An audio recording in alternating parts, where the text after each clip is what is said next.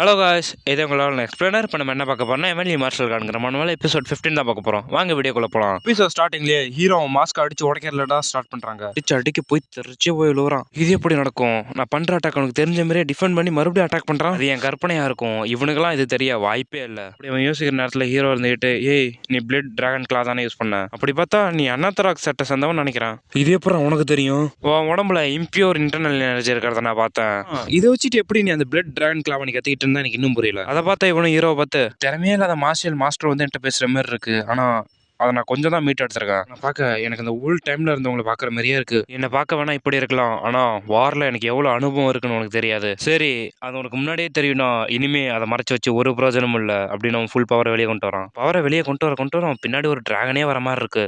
கடைசியில் உன் எல்லா பவரையும் வெளியே கொண்டு வந்துட்டியா அப்படி ஹீரோ சொன்னதை கேட்ட அவனும் டேய் இப்படி பேசிதான்டா உன் சாவுக்கு நீனே குழி தோண்டிட்ட வாங்கிக்கடா அப்படின்னு அவன் பவர் யூஸ் பண்ணி அட்டாக் பண்ணுறான். அதில் ஹீரோ எப்படியே தப்பிச்சிடறான். ஹீரோ என்னதான் தப்பிச்சு பண்ணாலும் பின்னாடி அந்த அட்டாக் துரத்திட்டு வந்து அட்டாக் பண்ணுது. அதை அவன் கத்தியை வச்சு அப்படியே டிஃப்ளெக்ட் பண்ணிட்டு இருக்கான். அதெல்லாம் மற்றவங்களும் இது என்னடா அட்டாக் அப்படின்னு வாயை பொழுது பார்க்குறானுவோ. அதை பார்த்தது அடினும் நான் என்ன கற்பனையில் இருக்கணும், இப்போ என் கண்ணு முன்னாடி ஏதோ 4-5 டிராகன் அட்டாக் பண்ணுற மாதிரியே தெரியுது. அதுக்கு கேப்டனும் இல்லடா அது என் கண்ணுக்கும் தான் தெரியுது அப்படிங்கிறான். அதை கேட்ட இவனும் என்னது உங்க கண்ணுக்கும் தெரியுதா, ஏதோ என் கண்ணு தான் தப்பா கட்டுதுன்னு நான் நினைச்சேன். இவ்வளோ எனர்ஜியை ரிலீஸ் பண்றானே அது என்ன வகையான பாமாட்டா தான் இருக்கும். என்னதான் ஸ்கில்லா இருந்தாலும் நம்ம செகண்ட் லார்ட் அவனோட பயங்கரமானவர். அதை கேட்ட மற்ற 2 பேரும் நீங்க என்ன சொல்றீங்க கேப்டன் அப்படின்னு வாயை புழக்கிறானுவோ. அவருக்கு இந்த அட்டாக் எப்படி வரும்னு தெரியும். அதனால அவர் வரதுக்கு முன்னாடியே தடுத்துட்டு இருக்காரு எல்லாத்தையும். அதிர்ஷ்டவசமா அந்த பிளட் டிராகன் பிளாவோட 10th ஆர்ட் அவன் கண்ணு கத்துக்கல. இதுக்கு முன்னாடி இருந்த மாதிரி நான் இருந்திருந்தா 10வது ஸ்டேஜ்னு அதுக்கு மேல இருந்தாலும் நான் சமாளிச்சிருப்பேன். இப்போ என்னோட கரண்ட் செல்ஃப் எனக்கு இன்னும் திருப்தி அடையல. இப்போ இருக்கிறதே போதுமானது உங்களை சமாளிக்க அப்படின்ட்டு ஹீரோ அவன் கிட்ட போய் அட்டாக் பண்றான். முட்டாள் அப்படின்னு இந்த மாஸ்க் போட்டுற ஹீரோ அட்டாக் பண்றான். அதுல எப்படி ஹீரோ தப்பிச்சுக்கிட்டு எவ்வளவு ஸ்ட்ராங்கா இருந்தாலும் அதை பத்தி தெரிஞ்சவன் அட்டாக் பண்றது எந்த யூஸுமே இல்ல. அது உனக்கு தெரியுமா தெரியாதா முர்ரா அப்படின்ட்டு ஹீரோ பயங்கரமா அட்டாக் பண்ண வரான். அப்படி வர அட்டாக் ஹீரோ அவன் ஸ்கில் யூஸ் பண்ணி தடுத்துறான். அப்படி பண்ண அட்டாக் அவன் பண்ண அட்டாக்கே கிழிச்சுக்கிட்டு போகுது. அதை பார்த்து அவனும் இது இம்பாசிபிள் அப்படின்னு அவன் சொல்ற நேரத்திலே டக்குன்னு ஹீரோ முன்னாடி வந்து அட்டாக் பண்ண ரெடியா வரான். அதுலேட்டு இவனும் அவன் கையை வச்சு தடுக்க ட்ரை பண்றான். அந்த அட்டாக்கை அந்த அட்டாக் தடுக்க ட்ரை பண்ணாலும் அதையும் மீறி அவன் மேல அட்டாக் விழுவுது. அடிக்க அப்படியே தேய்ச்சிக்கிட்டே போறான். எங்கடா நீ பறந்து போற அப்படின்னு அவன் போயிட்டு இருக்கும்போது டக்குன்னு அவன் ஹீரோ அவன் கிட்ட வந்து பயங்கரமா அடிக்கிறான். அவன் கையை என்னால பார்க்கவே முடியல. செகண்ட் லார்ட் இப்ப என்ன லெவல்ல தான் இருக்காரு அப்படின்னு பார்த்து வாயை புழக்கிறானுவோ. இன்னொருத்தனும் நான் ஒரு முடிவு பண்ணிட்டேன், இனிமேல் செகண்ட் எங்களோட எதிர்க்கணும்னு நினைச்சு கூட பார்க்க மாட்டேன் அப்படிங்கிறான். அதை கேட்ட மற்றவங்களும் ஆமா ஆமா நம்மளும் அதே மாதிரி பண்ணலாம் அப்படிங்கிறானுவோ. அவன் பார்த்தா அடி வாங்கி ரத்தம் வந்து எடுத்துட்டு இருக்கான். அந்த நேரத்துல ஹீரோவும் எனக்கு இந்த பாடி பிடிக்கவே இல்லை, இவனை எவ்வளவு அடி அடிச்சும் இன்னுமே சாவல, சரி குறை சொல்றது இதோட விட்டுரும், நான் இப்போ வெற்றி பெற்றிருக்கேன் அதுதான் முக்கியம் அப்படின்ட்டு ஹீரோ அவன் தவடாலே ஒரு அடி அடிக்கிறான். அடிச்சு அவன் வானத்துல பறக்கிறான். அவன் கிட்ட வந்த ஹீரோவும் அவன் மூஞ்சிலே ஒரு உதவுறான். விட்ட வேகத்தை கீழே போய் மரத்துல அடிச்சு அவன் மேல பனிலாம் விழுவுது. அப்படி போய் விழுந்தவனும் ஒண்ணு முடியாம ரத்தம் வந்து எடுக்கிறான். ஒரு வாய்ஸ் கோஸ்டி பீஸ்ட் தோக்கடிக்கப்பட்டான். அந்த நேரத்துல அந்த கிளான் லீடரும் அவ்வளவுதான் இதோட நான் முடிஞ்சேன். அந்த நேரத்துல ஒரு சத்தம் 2 பேருமே அவனும் செகண்ட் எங்லாடும் 2 பேருமே மான்ஸ்டர் தான். நம்ம செகண்ட் எங்லாட் அப்படிப்பட்ட மான்ஸ்டரை எதிர்த்து ஜெயிச்சிருக்காரு. இந்த மாதிரி பார்த்தா அந்த எர்த் அண்ட் ஹெவன் கிளான் இதோட முடிஞ்சிச்சுன்னு நினைக்கிறேன். அப்படி இவங்க பேசிட்டு நேரத்துல கிளான் லீடர் பின்னாடி திரும்பி எனக்கு எஸ்கேப் பண்ண ஹெல்ப் பண்ணுங்க அப்படின்னு கத்துறான். அங்க பார்த்தா இவங்க எல்லாம் திரும்பி ஹீரோவை பார்த்துட்டு இருக்க நேரத்துல டக்குன்னு இவன் பின்னாடி மறைஞ்சு போயிடுறான். அவன் பார்த்தா பின்னாடி எறும்பு மாரி நவுந்து போயிட்டு இருக்கான். இருங்கடா கொஞ்ச நேரம் வெயிட் பண்ணுங்க, எல்லாத்தையும் நான் சேஞ்ச் பண்ணி காட்டுறேன், அட்லீஸ்ட் செகண்ட் எங்களாடாவது போட்டு தள்ளணும் அப்படின்ட்டு போய் கத்திட்டே போறான். அந்த நேரத்துல ஹீரோவும் அந்த மாஸ்க் போட்டுக்கணும் பார்த்து நீ எங்கேட்டா வந்த நான் கேட்கும் போதே நீ அதை ஒழுங்கா சொல்லிடணும், இல்லனா நான் டார்ச்சர் பண்றதுலயும் எக்ஸ்பர்ட் தான், அதுக்கப்புறம் நான் ஸ்டார்ட் பண்ணனா நீ ஒரு நாள் கூட தாங்க மாட்டே தெரியுமா. ஹீரோ கேட்டுட்டு இருக்கும் போதே அவன் ரத்தம் வந்து எடுக்கிறான். அதை பார்த்த ஹீரோவும் என்னடா இது அப்படின்னு பாக்குறான். அந்த நிலைமையில கூட ஹீரோவை பார்த்து யாரா நீ அப்படின்னு கேட்கறான். அதுக்கு ஹீரோவும் நான் தானடா உன்ட்ட முதல்ல கொஸ்டின் கேட்டேன், முதல்ல நீ அதுக்கு ஆன்சர் பண்ணு, அதுக்கு மறுபடியும் இருமிக்கிட்டு யாரா நீ அப்படின்னு தான் மறுபடியும் கேட்கறான். சே இந்த முட்டாள் ரொம்ப பிடிவாதமா இருக்கானே. டேய் உனக்கு பார்த்தா தெரியல நான் தான் லாங்கூன் ஃபேமிலியோட செகண்ட்.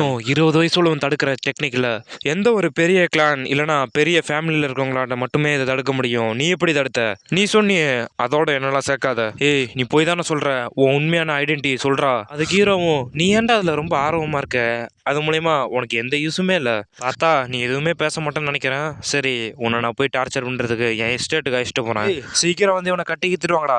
அந்த நேரத்தில் அந்த மாஸ்க் போட்டுருக்கணும் ஹீரோவை பார்த்து இவன் இருந்து ஏதோ பெருசா மறைக்கிறான்னு நினைக்கிறேன் அப்படின்னு சொல்ற நேரத்துல ஹீரோவை பார்த்தா சே என் தோள்பட்டெல்லாம் ரொம்ப வலிக்குதுடா அப்படின்ட்டே போறான். அந்த நேரத்துல ஹீரோ சபான் நட்டும் டேய் ஏந்திரா அப்படின்னு கத்துறான் அவனை பார்த்து. அந்த நேரத்துல அவனும் வாயில ஒரு பில்லு வச்சுக்கிட்டு சே இதெல்லாம் என் கவனக்குறையில நடந்தது, அதை நான் இங்கேயே முடிச்சிடறேன் அப்படி சொல்லிட்டு அந்த பில்லை கடிச்சு உடைக்கிறான். அப்படி கடிச்சதும் அவனுக்கு என்ன நடக்குதுன்னு காட்டுறாங்க. அப்படியே அவன் கண்ணெல்லாம் இருட்ட ஆரம்பிக்குது. அப்படியே பார்த்தா அவன் உடம்புல கருப்பு புகையா போகுது. அதை பார்த்த அவனும் என்னடா இது அப்படின்னு பாக்குறான். அதை பார்த்த ஹீரோவும் டேய் அது பாய்சன்டா நவுந்து ஓடா அப்படின்னு கத்துறான். அதுக்கப்புறம் அவன் உடம்பும் அப்படியே எரிய தொடங்குது.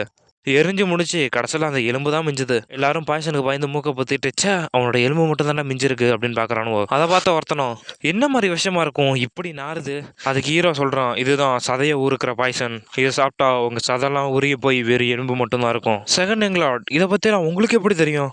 அவன் அவன் ஐடென்டிட்டியை மறைக்க இவ்வளோ தூரம் போயிட்டானா அப்படின்னு பாக்குறான் ஹீரோ. அவன் எலும்பா போனதை அந்த சீன் அதோட கட் பண்ணி எர்த்தன் எவன் கிளான தான் காட்டுறாங்க. அங்க பார்த்தா ஹீரோ கழுமல உட்காந்துட்டு இருக்கான். மத்தவங்கள பார்த்தா அங்க இருந்து குதிரையை பிடிச்சிட்டு போக ட்ரை பண்ணிட்டு இருக்காங்க. செகண்ட் எங்களாட், திருநெல் எல்லா குதிரையும் எடுத்துட்டோம். சரி அதுல எத்தனை இருக்கு? அது என்ன தாராளமா 100 இருக்கும். இல்ல அதுல கிட்டத்தட்ட 90 தான் இருக்கும், 100லாம் இருக்காது. நல்லா யோசிச்சு பாரு, இந்த குதிரைலாம் திருடி 1 மாசம் ஆகுது. ஒன்னு காணாம போய் இல்ல சாவடிச்சு ஒரு 10 பேருக்காதா? அது உண்மையா இருந்தாலும் ஆனா சியோன் சிங்குக்கு 10 குதிரை அனுப்புங்க, அவன் நான் ஏற்கனவே பிளாக் மார்க்கெட்ல பார்க்க சொல்லியிருக்கேன். சரி மாஸ்டர், எனக்கு எல்லாம் புரிஞ்சுது. கேப்டன்ட்ட எதிர்பார்த்தபடிதான் நீ எல்லாத்தையும் கரெக்டா பண்ணிடுவேன்னு நான் நினைக்கிறேன். அந்த குதிரை எல்லாம் டேக் கேர் பண்ணிக்கங்க. அது பாண்டம் ஸ்டார் யூனியனோட வேல்யூபிள் திங்க் தெரியுமா? அந்த நேரத்துல ஹீரோ கிட்ட ஒரு குதிரை வருது. அந்த குதிரையை பார்த்து, ஏய் நீனே வந்துட்டியா? ஏய் இங்க பாருங்கடா, தொலைஞ்சு போன குதிரை அதுவாவே வந்துருச்சு.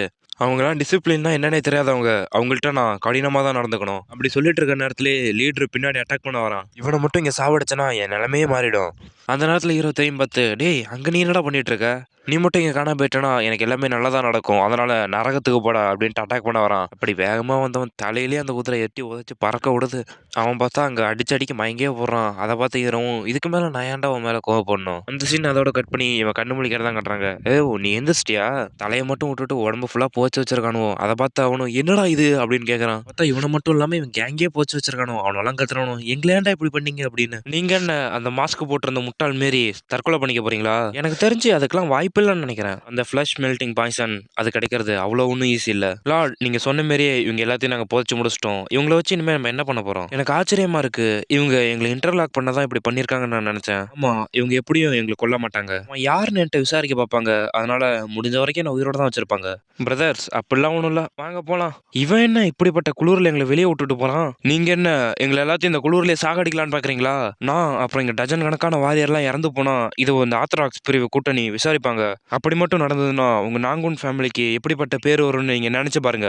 ஆமா அது உண்மைதான், அதை பத்தி நான் யோசிக்கவே இல்லையே. அப்பா இப்பயாவது உனக்கு இது புரிஞ்சது. என்ன நடக்கணும் உங்களுக்கு பயமா இருந்தா இது உடனடியே நிறுத்துருங்க அப்படின்னு சொல்ல வரும்போதே ஷவலை வச்சு மூஞ்சிலே ஒரு அடி. உனக்கு எவ்வளவு தைரியம் இருந்தா எங்க லாடியை எதிர்த்து பேசுவ அப்படின்னு போட்டு அவன் அடிக்கிறான். அதை பார்த்து இரவும், டேய் பொறுமையாடுறா, இப்படியே பண்ண அவன் செத்து கூட போயிடுவான். அடிச்சு அடிக்க அந்த ஷவலே புட்டிட்டு போய் விழுவுது. அவன் பார்த்தா அடிச்சு அடியில மூஞ்செல்லாம் வீங்கி போய் கிடக்கு. இவனால இந்த குளிர்ல குழி தோண்டது எனக்கு இன்னுமே வெறியா இருக்குடா. நான் கூட இவனை கொல்ல போறான்னு தான் நினைச்சேன், ஆனா இப்படி அடிப்பான் நான் எதிர்பார்க்கல அப்படின்னு ஹீரோ பின்னாடி நின்று இதெல்லாம் பார்த்துட்டு இருக்கான். அப்புறம் கொஞ்ச நேரம் கழிச்சு எல்லாம் வெறுங்கரையை தூக்கி இவங்க முன்னாடி போட்டுட்டு இருக்காங்க. ஏன்டா இந்த வெறுங்கரையை முன்னாடி போடுறீங்க? ஒன்றும் இல்ல, பசியில வாடுற ஓனாய்க்கு நான் ட்ரீட் கொடுக்கலாம்னு நினைச்சேன். இந்த குளிர்காலம் நடுவில் இருக்க அந்த ஓனாய் எவ்வளவு பசியா இருக்கும்னு சும்மா இமேஜின் பண்ணி பாருங்க. இது ஒன்றும் அதிகமா இல்லை, ஆனா இதுவே அந்த மோப்பம் முடிச்சிட்டு வர போதுமானதா இருக்கும். இது போதுமானதா இருக்கும், மீதி இருக்கிறதெல்லாம் எடுத்துட்டு வந்துரு. அப்படி சொன்ன செகண்டே அங்க இருக்கிற எல்லா ஓனாயும் வந்து இவனை அட்டாக் பண்ண வருது. சரி நான் சொல்றேன், நீங்க கேட்கிற எல்லா கேள்விக்கும் நான் ஆன்சர் பண்றேன். இல்ல எனக்கு அதுல இன்ட்ரெஸ்ட் இல்ல. என் பின்னாடி இருந்து இதெல்லாம் யார் பண்ணிருப்பான்னு உங்களுக்கு ஆர்வமா இல்லையா? எனக்கு ஆர்வமா தான் இருக்கு. ஏன் உங்களை மாதிரி பேண்டிட்ட எந்த விலை மதிப்பு இல்லாத பொருளும் எதுவுமே இல்ல. ஏன்னா உங்களை வர வைக்க தான் நாங்க அப்படி தற்காலிகமா பண்ணோம். அதோட என் மேல ஏன் உப்பு போட்டுட்டு இருக்க? இப்படிப்பட்ட ராகுன் ஃபேமிலியோட சொத்துலயே கைய வைக்கணும்னு நினைச்சேன், ஆனா அவன்கிட்ட ஒண்ணுமே இல்லையே. அதை நினைச்சா எனக்கு ரொம்ப மன வருத்தமா இருக்கு. அதை கேட்டா இவனும் மன உளைச்சல்ல போய் இவன் நோக்கம் ஃபுல்லாவே பணம் தான் இருக்கு. அதோட உங்களெல்லாம் ஓனாயிட்ட பரிசா கொடுக்கறது தான் நான் ஜெயிக்கிறதுக்கு ஒரே வழி. நான் தப்பு பண்ணிட்டேன். எங்கள்கிட்ட இருந்த சொத்தெல்லாம் எத்தனை எவனுக்கு அனுப்பிட்டேன். உண்மையாலுமே அங்கே அனுப்பிட்டியா? நிச்சயமா. நீங்கள் மட்டும் எங்களை உயிரோடு இருக்க விட்டிங்கன்னா அந்த ஸ்டோரேஜ்க்கு உங்கள்கிட்ட நான் கொடுத்துட்றேன். அதுதான் கரெக்டு. நாளைக்குள்ளே எல்லாமே தெரிஞ்சிடும். அந்த சீனை அதோட கட் பண்ணி அந்த எர்த்தன் எவன் கிளானில் தான் கட்டுறாங்க. அந்த நேரத்தில் தான் ஹீரோவும் அவங்க டீமும் அங்கே வராங்க. அதை பார்த்த பேட்ரிச்சும், கடைசியில் வந்துட்டிங்களா அப்படின்னு சந்தோஷமாக போய் வெல்கம் பண்ணுறான். அவங்கள்ட்ட போய் ஹீரோ, இவன் தான் எல்லாத்தையும் காரணம், இவன் தான் எல்லாத்தையும் பண்ணான்னு சொல்கிறான். அதை கேட்ட 2 பேரும், நீ நாடா காரணம் அப்படின்னு போட்டு 2 பேரும் மாற்றி மாற்றி மிதிக்கிறானுவோ. நீங்கள் வேணும்னா இன்னும் கொஞ்ச நாள் நீங்கள் ஓய்வு எடுத்துட்டு அப்புறம் போகலாம்ல? இல்லை நான் ரொம்ப பிஸி. நான் ரொம்ப நாளாக ஸ்டேட் ரூம்லேட்டு தள்ளி இருக்கேன். இதில் அதிகமாக இல்லை, ஆனால் எமர்ஜென்சியில் யூஸ் பண்ணிக்கங்க. ஓ இது உங்கள்கிட்ட இருக்க விடுது அப்படின்னு ஹீரோ டக்குனு அவன்கிட்ட இருந்து பிடிக்கிறான். சரி உங்களை பற்றியும் உங்கள் விசுவாசத்தை பற்றியும் நான் போய் என் ஃபேமிலியில் சொல்கிறேன். Okay thank you so much. சரி இந்த எர்த்தன் எவன் கிளான் ஸ்டோரேஜில் என்ன நடந்துச்சு? அதை நேற்று நைட்டே ஃபுல்லாக காலி பண்ணி எல்லாத்தையும் ஏற்றிட்டோம். அது தங்க நாணயமும் வெள்ளி சிலையும் நிறைஞ்சு ஒளிஞ்சது. அது மட்டும் இல்லாமல் நிறைய மண்பானமும் ஓவியங்களும் இருந்தது. அதோட விலை ரொம்ப அதிகம். ஓ அப்படியா? அப்போ இதையும் அந்த குதிரையும் விற்கிறது மூலயமா எனக்கு நிறைய காசு வரும். இது மூலயமா நான் கொஞ்ச நாளைக்கு மருந்தை பற்றி கவலைப்பட வேண்டிய அவசியம் இல்லை. டேய் எல்லாம் தயாராகுங்கடா, இப்போ நாங்கள் வீட்டுக்கு போகிறோம். அதுக்கு அடுத்த சீனே ஹீரோ கிளானுக்கு வந்துட்டு தான் கட்டுறாங்க. ஆமாம், ஹீரோ எல்லா கொள்ளக்காரங்களையும் பிடிச்சி கொடுத்துட்டு தான் வந்திருக்கான். அதை கேட்ட ஹீரோ அப்பாவும் சிரிச்சுக்கிட்டு, நான் டெய்லிக்கும் கவலைப்பட்டுட்டு இருக்கேன், ஆனால் இவன் இப்படிப்பட்ட பேர் எடுத்துட்டு வரான்னு நான் எதிர்பார்க்கல. ஹீரோ அதிகமாக உணர்ச்சி வசப்படுவான், ஆனால் அவன் திறமையும் ஒத்துக்கணும் தானே ரிங்கா.